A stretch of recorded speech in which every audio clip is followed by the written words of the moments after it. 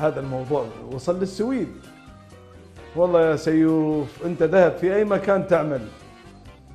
نعم نعم نعم نعم نعم. وأنت طبعا أكيد دخرك واللي تفتخر بيه عمك أبو فاتن حبيبي أنت.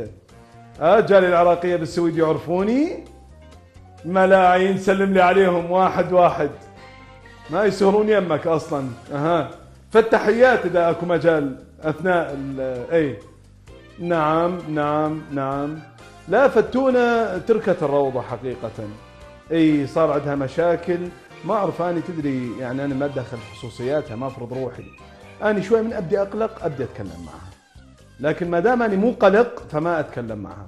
لا دا اسمع يعني هيك اطراف حديث كان دا يدور بينها وبين احد زملائها صايره بالبطاله ما اعرف شنو بالروضه اكو بطاله يوزعونها انا اعرف مطارات يعني. فالظاهر هي صايره بالمطارات وبعدين هم دا يتكلمون بصيغه الغائب. انت شلونك اخبارك امورك؟ الحمد لله والشكر. اسلم لك عليها. يلا هي جدتي فتونه. يلا في مان لا سيوف اتصل بيها لا تنسى.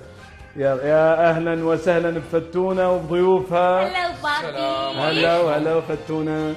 هلا ومنين لك هذا بابي اعرفك. اهلا وسهلا. وش موعد ويانا بالجامعه؟ هذا كلش موعد فدنا يعني. بابي بصراحة حابة أحكي وياك فد موضوع. قول له لا ما أقول له. أقول إيش عليك أبوي ولا؟ لحظة أكو فد شيء يقلقني. لا ماكو شيء عمي. لا بابا احكي لي. لا بابا أنا راح أحكي. بابا أنت ما تعرف فتونة أنا وياها يعني صرنا واحد ما تضم علي شيء. أكيد. لا تحثها أنه تنحرف وتخفي بعض التفاصيل عن أبوها. موضوع بسيط والله. خلاص بابا أنا راح أحكي لك الموضوع. بابا كنا طالعين برحلة علمية نتطقس على آخر أخبار الطيور المهاجرة والطقس معلومات عامة. قلتي لي اكو عندكم هاي الطيور المهاجرة رايدين تعرفون شلون يصير عملية يعني التكاثر بعد لا تطلعون عين فتونة بهاي الأشياء. أي بابا. هاي يعني التكاثر والما أعرف شنو والهاي ترى البنت بإيد أنا يعني. أكيد بابا. أبد. ما أريد تسمع مصطلح يخدش إذنها. أكيد بانتوفي ما يقبل بهذا الموضوع. أكيد بابا. نعم.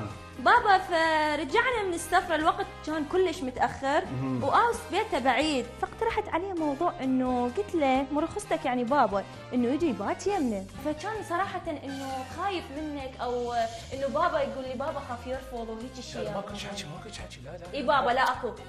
شو هالكلام هذا؟ لا لحظة بس انا فهمتك. لا فهمتني غلط. لا لازم اخلي حد لهاي المهزلة. هاي المهزلة لازم تنتهي.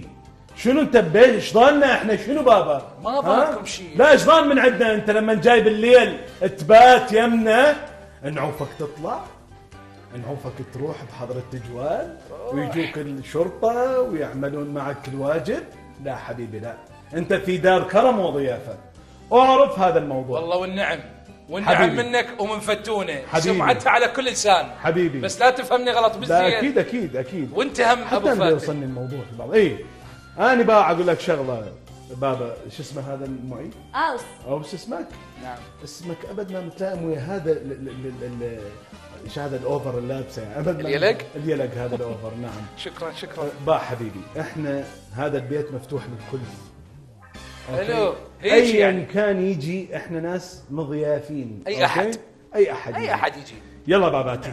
يلا باباتي خذي لي الغرفة وشوفي لي البيجامة الستن الوردي. حلو. هاي اللي تشبه البدلة مال ميسي طلع بيها بحفل الكرة الذهبية. يلا باباتي. بس عندي شغلة واحدة بدي اقول لك بيها. قول بابا. لو كل الابهات مثلك كان تجي تطلع كله غير شكل. عافية. يلا تفضلوا قدامي. واريد اسمع اخبار زينة من عندك انه فتونة تنجح من راح تسمع انا متاكد انت راح تسمع. يلا ابوي. يلا كلش لح وثقيل دا احسه مو بس وزنا يعني هنا خنقني اكثر من ما دا يخنقني هذا الشال الاوفر مالتي.